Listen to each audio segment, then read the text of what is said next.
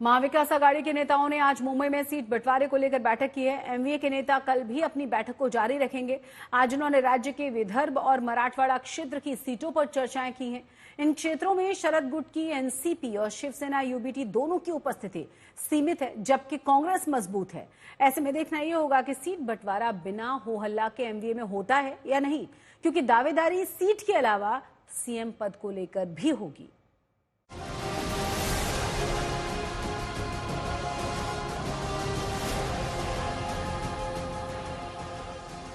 कांग्रेस बैठी, उद्धव गुट के नेता बैठे, पवार गुट के सिपहसालार बैठे, सबने मंथन किया। मुंबई में महाराष्ट्र चुनाव की रणनीति पर चर्चा हुई।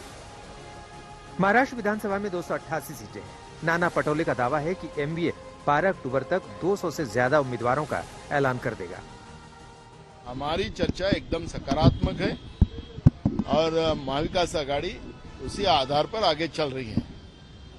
लेकिन उसके उलट आपने देखा तो महायुति में अमित शाह जी को आना पड़ता है, किसी को ईडी के डर दिखाना पड़ता है। वैसा हमारे महाविकास आघाड़ी में कहीं भी नहीं है और सुचारू रूप से महाविकास आघाड़ी का सीट शेयरिंग का काम शुरू है। पहली लिस्ट कब तक आ जाएगी आपकी? हम सोच रहे कि दसरे के बाद तुरंत हम लोग 200 जगह हम पहले टप्पे में डिक्लेयर करने का हम लोगों का प्लान है और उस तरह की हमारी तैयारी शुरू है।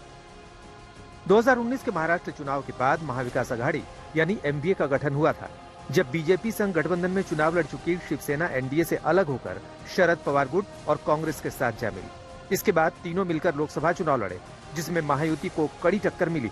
अब महाविकास आघाड़ी को लगता है कि इस बार महाराष्ट्र विधानसभा चुनाव में उनके गठबंधन की सरकार बनेगी। यही वजह है कि महाविकास आघाड़ी के नेता शिंदे सरकार के उन फैसलों पर चोट कर रहे हैं, जिसका असर चुनाव में महाराष्ट्र की जनता पर हो सकता है। मैं गडकरी जी का अभिनंदन करता हूं कि इस राज्य की इकोनॉमिक सत्यता वो खुले दिल से और खुले मन से बता रहे हैं कि ये सरकार के तिजोरी में कोई पैसा नहीं है। जो लाडली बहन को पैसे दे दिए, बाकी सब योजनाएं बंद हो गई।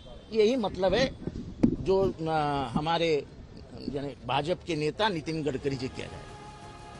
महाविकास आघाड़ी की बैठक मंगलवार को भी जारी रहेगी। ये बैठक ऐसे समय में हो रही है जब गृह मंत्री अमित शाह भी मुंबई में विधानसभा क्षेत्र की राजनीतिक स्थिति और महायुति की चुनावी तैयारियों की समीक्षा करेंगे। अमित शाह हाल ही में विदर्भ, मराठवाड़ा और उत्तर महाराष्ट्र का दौरा कर चुके हैं और पदाधिकारियों के साथ समीक्षा की पहली किस्त भी पूरी कर चुके हैं। इस बीच चुनाव आयोग की टीम भी महाराष्ट्र का दौरा कर चुकी है। 11 राजनीतिक दलों से मुलाकात कर चुकी है, यानी चुनाव आयोग की तैयारियां एक तरफ और राजनीतिक पार्टियों की तैयारियां दूसरी तरफ। लेकिन राजनीतिक पार्टियों के सामने सबसे बड़ी चुनौती सीट बंटवारे की है, जिसे लेकर आने वाले समय में रस्साकशी देखी जा सकती है। लोकसभा चुनाव में महाविकास आघाड़ी का परफॉर्मेंस अच्छा रहा था, इसलिए आप कह सकते हैं कि सीट फाइनलाइजेशन में असेंबली चुनाव में उनको दिक्कत पेश आ रही है। सीट ना मिलने पर कैंडिडेट दूसरी पार्टी में जा सकता है, इसका डर सता रहा है। अमित शाह महायुति में खुद सीटों का रिव्यू अब महाराष्ट्र में ले रहे हैं और लोगों को पार्टी के साथ रहने के लिए कह रहे हैं। तो अब देखना यह हो जाए कि महाविकास आघाड़ी सीटों का अनाउंसमेंट कब तक करती है और अगर डिफेक्शन की बात आती है तो उस चीज को एमवीए कैसे डील करेगी, ये उनके सामने महाराष्ट्र में बड़ी चुनौती है। कैमरा पर्सन साई प्रसाद पाटिल के साथ मुस्तफा शेख, मुंबई, आज तक।